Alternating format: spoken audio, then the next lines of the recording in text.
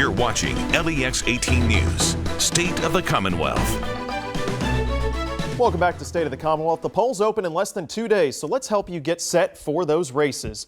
Joining me this morning, we have Bob Babbage, LEX 18 political analyst, Rylan Barton, the State House reporter with Kentucky Public Radio, and Dr. Stephen Voss, associate professor of political science at UK. Good morning, gentlemen. Good morning. All right, let's begin with Rylan. What are the strategies of each candidate heading into the final days of the governor's race? Well, both candidates are really just trying to drum up the vote. They're trying to get as many people who are on the fence about voting in favor of them to come out. We have historically in these off-year elections, when we have these statewide elections in Kentucky, we have low voter turnout. And they're just trying to get people to come out.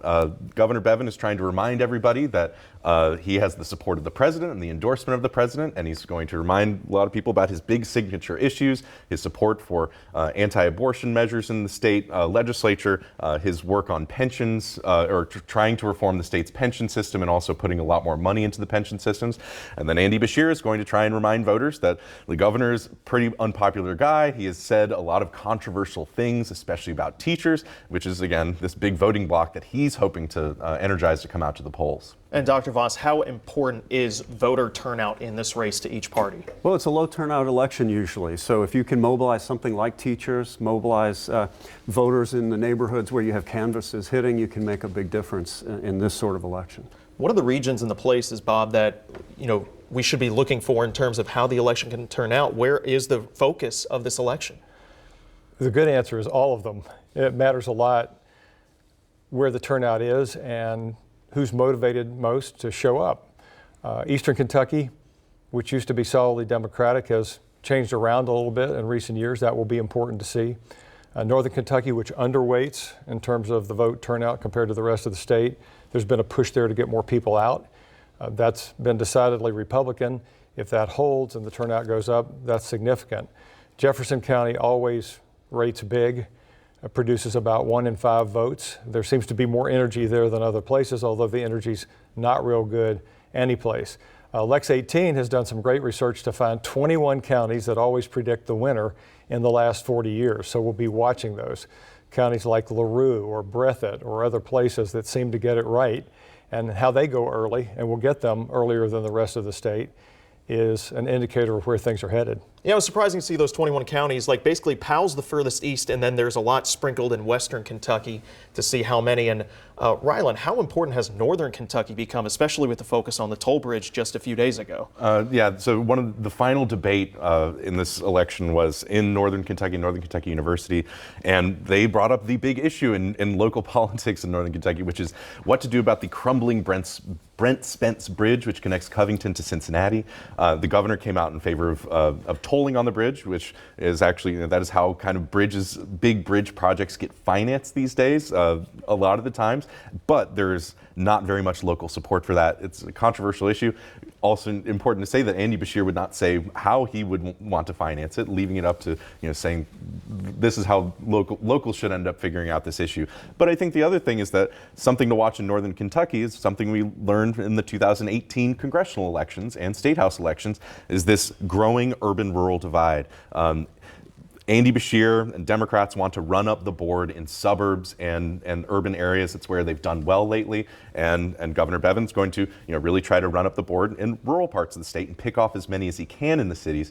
And Andy Beshear is going to try to pick off as many as he can in rural Kentucky as well, like we were talking about in eastern Kentucky. Building on what Bob said, eastern Kentucky is especially important because we know that in the Republican primary, Bevin didn't win a lot of those counties, and that's traditionally Republican territory. So as the election returns roll in, we'll be watching to see if he continues to suffer in that region now that he's going up against a Democrat rather than against another Republican. Building on that, just to say, Beshear didn't do well in eastern Kentucky either.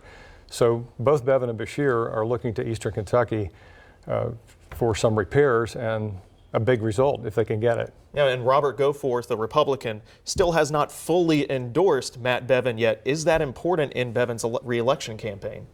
I'm not sure endorsements matter like they used to. That's more of an insider type of conversation. Issues matter, and they certainly matter in eastern Kentucky at a time when there's a major emphasis on how to build a new economy over many years to come, given the coal issues of recent That's right. Go forth. And an endorsement specifically doesn't matter, but insofar as it's a sign of the real troubles within the Republican Party and the schism between Bevin's side and a lot of Republicans, just one being go forth, I think that is more of a threat to him that he has to overcome. And many of those in Eastern Kentucky are relatively recent Republicans. We've seen surges in terms of voter registration switching over. I know in Clark County, I was there recently, that's one of those counties that has voted not correctly, but with the winning candidate in every race, and that has increasingly become Republican. How important is this race for the future of both parties, Rylan? I mean, this is very important for Democrats. They haven't had a big win in a while, and Democrats controlled the state house for the better part of a century, and that's something that happened in Governor Bevin's second year in office. Lost control of the legislature, or Democrats lost control of the legislature, the state house for the first time in nearly a century, so Democrats are hoping to get a win here, and Republicans are hoping to basically kind of batten down the hatch, continue the trend that the state has moved in over the last decades, really towards the Republican Party.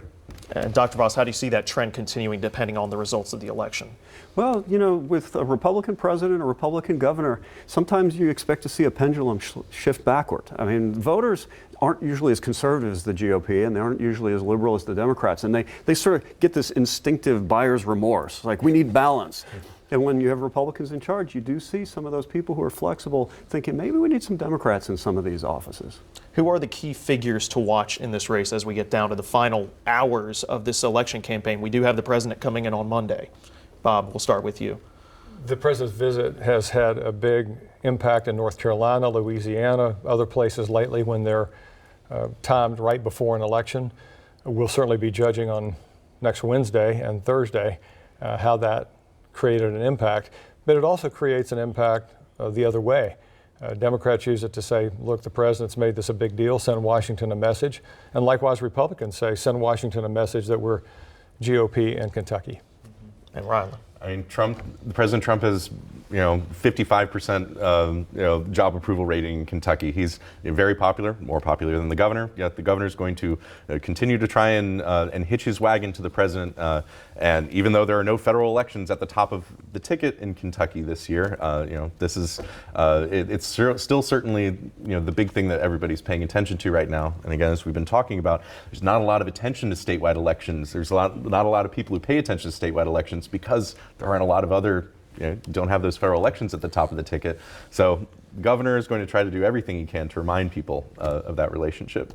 Dr. Voss, could this serve as a bellwether for how President Trump could do next year? We know that Governor Bevin has brought that up specifically. I really doubt it. The electorate here is so different from the one that we would have nationwide. I mean, we have a lot of Democrats who are really Republican. We have a lot of Republicans who are not conservative, especially when it comes to economic issues. The electorate here is so much more flexible than most across the country in terms of how they're going to interact with Trump when he runs for re-election. And as we approach the final hours, Rylan, what are some things that you're looking for from both candidates? I mean, I think that how much they're able to travel around the state, how much they're able to energize voters. Again, that's kind of what this comes down to, is trying to get people out to the polls right now. I think that we'll be watching to see if the governor see every statement that the governor makes, because the governor kind of tends to, especially if he goes off script a little bit, can say something controversial. It's something that he's avoided for the most part, and especially now that the debates are over, there isn't as much of a risk of that. But he's, again, all eyes are going to be on that Trump visit on Monday evening.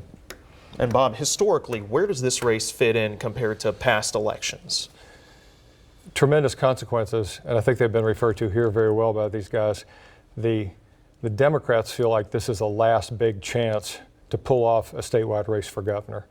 Given the trend that our congressional delegation, but for Louisville, is Republican, and the recent Republican wins, and the trend in voter registration, which has gone on for a long time, it's big for both sides. It has tremendous impact for both sides, historic in every sense.